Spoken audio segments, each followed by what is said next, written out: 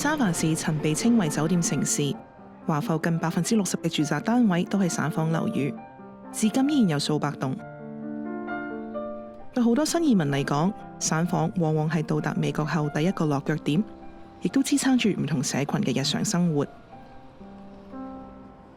作為城市最早期主要嘅住房形式之一，散房唔單止承載移民嘅歷史，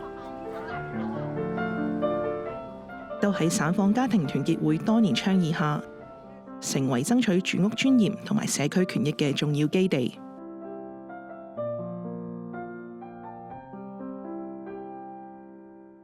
我剛剛移民來到美國，已經有8個月了。剛剛來到美國的時候，不知道散房原來是共用沖涼房、洗手間和廚房的。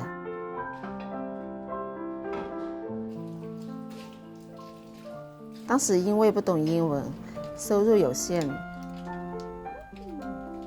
散房的租金相比其他的地方，是我們可以負擔得起的。加入咗散房家庭團結會之後，我先至發現我唔係孤單嘅，原來仲有好多家庭同我一樣都係住響散房。我哋一齊去社區大學讀書，讀英文班，慢慢咁學習英文。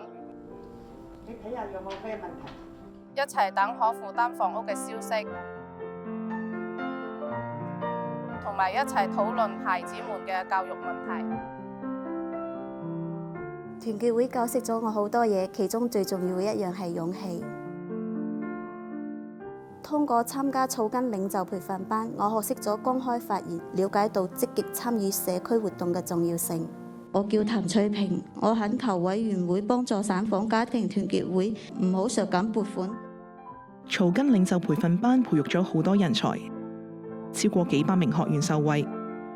依家有好多喺散房家庭團結會呢個計劃出嚟嘅領袖，活躍喺各個非牟利機構，企出嚟分享自己嘅故事很重要。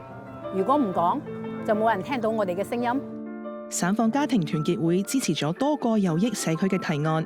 2024年推動 A 提案3億可負擔住屋債券，同埋2024年通過嘅 G 提案，為極低收入住客提供租金補貼。有好多租客住喺散房，投訴啲業主冇幫佢哋修理過任何嘢，例如好簡單爆水渠，冇人去理；廁所塞咗幾個月又冇人理。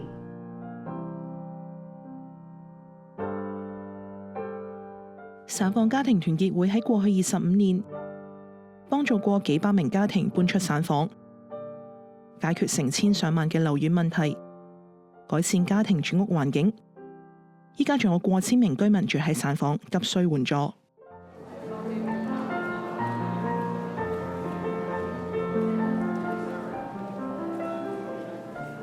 我希望大家同我哋一齊為社區繼續爭取。